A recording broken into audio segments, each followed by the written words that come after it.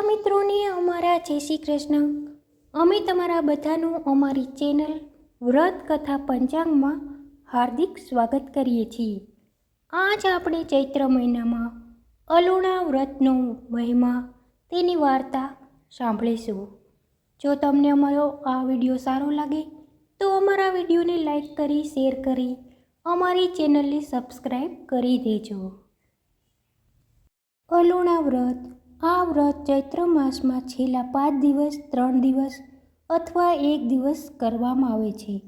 આ વ્રત કરનારે નાહી ધોઈ શંકર ભગવાન અને પાર્વતી માતાજીનું પૂજન કરવાનું, એકટાણું કરવાનું, મીઠા વગરનું ખાવાનું, વાર્તા સાંભળવાની અને બ્રહ્મચાર્ય વ્રત પાળવું, રાત્રે ભોય પથારી કરી અને સૂવાનું.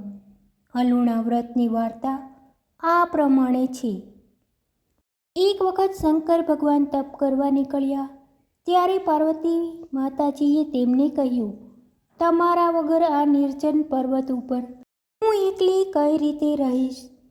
ત્યારે શિવજીએ કહ્યું, જુઓ દેવી, મારું વરદાન છે કે તમને જ્યારે એકલું લાગે અને તમે ઈચ્છા કરશો ત્યારે મારું સ્મરણ કરજો, એટલે તમને 2 પુત્ર થશે.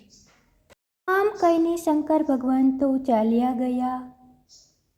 પાર્વતી માતાજીને એકલું લાગવા માંડ્યું એટલે એમણે તો શંકર ભગવાનનું સ્મરણ કરીને જમણા અંગ ઉપરથી ચંદનનો લેપ, માંથી ગણપતિજી અને ડાબા અંગના ચંદનના લેપમાંથી ઓખાને ઉત્પન્ન કર્યા.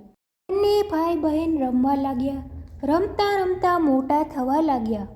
એક વખતની વાત છે, પાર્વતીજી ઓરડામાં સ્નાન કરવા ગયા હતા અને ગણપતિજી અને ઓખા બારણામાં ચોકી કરવા માટે એમને મૂક્યા હતા. બાજુ શંકર ભગવાન તપ કરવા ગયા હતા. ત્યાં નારદજી આવી ચડ્યા અને કહ્યું, અરે મહાદેવજી, તમે તો સાવ ભોળા છો, તમે તો અહીં તપ કરો છો. એ ઘરે પાર્વતીજીને 2 બાળકો થયા. આ સાંભળી શંકર ભગવાન ગુસ્સે થયા અને ધુઆ પુઆ થતાં ઘરે પહોંચ્યા. ત્યારે ગણપતિજી અને ઓખા ઓરડાની બહાર ચોકી કરતા હતા અને પાર્વતીજી અંદર સ્નાન કરતા હતા. શંકર ભગવાનનો આવો વિચિત્ર વેશ જોઈને ગણપતિજીએ તેમને ઘરમાં જતા રોક્યા. આથી શંકર ભગવાન ગુસ્સે થયા અને ત્રિશૂલ વડે ગણપતિજીનું માથું ઉડાડી દીધું. એવામાં પાર્વતીજી સ્નાન કરીને બહાર આવ્યા એટલે શંકર ભગવાને કહ્યું, જુઓ આ તમારા પાપનું પરિણામ.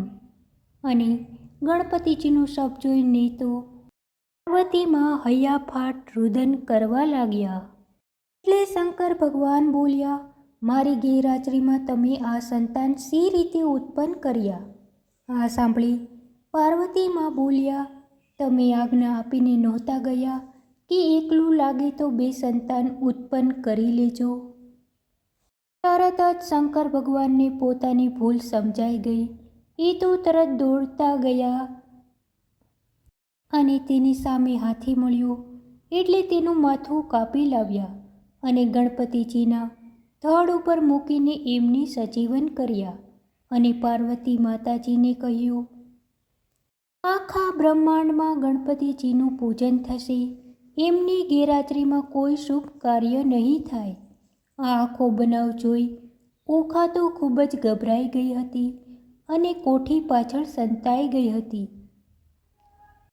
તે ત્યાં ઊભી ઊભી ધ્રુજતી હતી. આથી પાર્વતીજીએ તેને શોધી કાઢી અને શાપ આપ્યો. તે તારો જીવ બચાવ્યો અને ભાઈને મરવા દીધો. તેથી તને શ્રાપ આપું છું કે તારું શરીર મીઠામાં મળી જશે અને તારો બીજો જન્મ રાક્ષસ કુળમાં થશે. આ સાંભળીને ઓખા ખૂબ ગભરાઈ ગઈ અને માફી માંગી. માટે પાર્વતીજીએ તેને કહ્યું કે તારો જન્મ ભલે રાક્ષસ કુળમાં થાય પણ તારા લગ્ન કોઈ દેવ સાથે થશે. તારો મહિમા ચૈત્ર માસમાં ગવાશે અને આ માસમાં જે કોઈ મીઠા વગરનું ખાશે તેને અખંડ સૌભાગ્ય પ્રાપ્ત થશે. અને ખરેખર એમ જ બન્યું. આ વ્રતના પ્રતાપે ઓખાના અનિરુદ્ધ સાથે લગ્ન થયા. શંકર ભગવાન અને પાર્વતી માતાજી, તમે જેવા ઓખાને ફળ્યા તેમ ચૈત્ર માસમાં અલુણા વ્રત કરનાર સૌને ફળજો. આ વાર્તા વાંચનાર, વાર્તા સાંભળનાર સૌની મનોકામના પૂર્ણ કરજો. દરેકના દુઃખ હરતા રહેજો, સર્વને સુખી કરજો.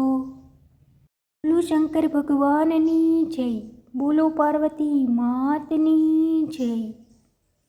બધા મિત્રોને અમારા જય શ્રી કૃષ્ણ.